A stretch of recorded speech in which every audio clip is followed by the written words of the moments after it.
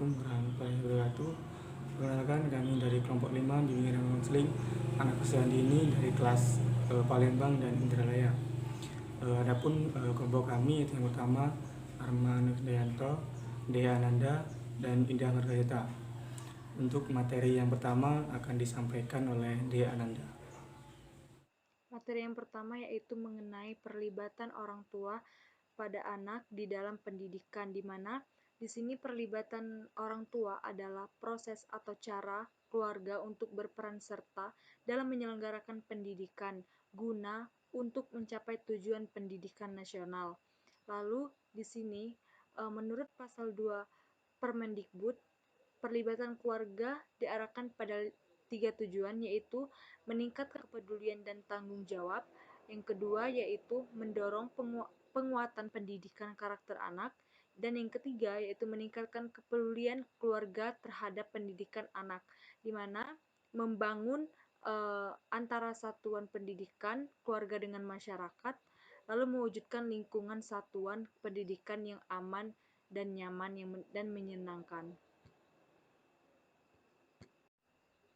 Lalu jenis perlibatan orang tua pada anak di dalam pendidikan. Di sini di mana orang tua berperan penting dalam mendorong anak-anaknya untuk melakukan pendidikan yang tinggi. Di sini perlibatan orang tua sangat penting dalam mendorong pendidikan anak, karena anak juga perlu dorongan serta dukungan dari orang tua maupun keluarga untuk mencapai pendidikan yang tinggi. Hambatan perlibatan orang tua. Yang pertama, ekonomi atau kekurangan uang dan transportasi. Orang tua atau keluarga yang memiliki tingkat ekonomi yang rendah sering disibukkan dengan pekerjaan sehari-hari untuk memenuhi kebutuhan hidupnya. Kesibukan ini menyebabkan mereka cenderung sulit untuk berpartisipasi atau terlibat aktif dalam berbagai kegiatan bersama di sekolah. Kemudian kebahagiaan diri sendiri atau kurangnya percaya diri dalam kemampuan untuk membantu pertimbangan dalam bahasa. Hambatan ini berkaitan dengan kurangnya percaya diri dari masyarakat atau orang tua murid untuk akan kemampuan membantu sekolah. Demikian juga dengan pihak sekolah sering sekali muncul perasaan tidak percaya akan kemampuan untuk membantu orang tua murid dalam mengatasi masalah-masalah pendidikan anak di rumah. Akibatnya hubungan kolaboratif tidak dilakukan secara optimal. Kemudian faktor antar generasi, atau orang tua memiliki atau orang tua mereka tidak terlibat. Faktor ini merupakan salah satu faktor yang dapat mengganggu terciptanya kemitraan dan keterlibatan orang tua murid dalam masyarakat pendidikan di sekolah. Orang tua cenderung tidak mau terlibat banyak dalam berbagai kegiatan kolaboratif, meskipun sebenarnya keterlibatan mereka sangat dibutuhkan oleh sekolah. Kemudian faktor tuntutan waktu, yaitu yang berhubungan dengan pekerjaan, perawatan anak, dan perawatan orang tua. Faktor waktu merupakan salah satu yang terjadi menjadi pertimbangan bagi masyarakat dan orang tua murid untuk terlibat dalam berbagai kegiatan kolaborasi untuk membantu sekolah. Lebih-lebih masyarakat atau orang tua di pedesaan dengan pekerjaan petani lebih banyak waktu di sawah, yang mengakibatkan tidak memiliki waktu yang cukup dalam kegiatan kolaboratif dan partisipasinya di sekolah. Kemudian selanjutnya yaitu norma dan nilai budaya atau guru sama dengan seorang ahli. Faktor budaya yang melekat dan pandangan kuat yang seakan-akan guru adalah seorang ahli, sehingga memiliki kemampuan untuk mengatasi segala masalah yang ada sudah sangat kuat. Akibatnya orang tua sering menyerahkan sepenuhnya keberhasilan pendidikan anaknya kepada pihak sekolah, karena pihak sekolah dianggap sebagai pihak yang memiliki kemampuan untuk membentuk anak-anak mereka. Kemudian faktor budaya kelas yang tidak terbuka menyambut orang tua murid sebagai tamu.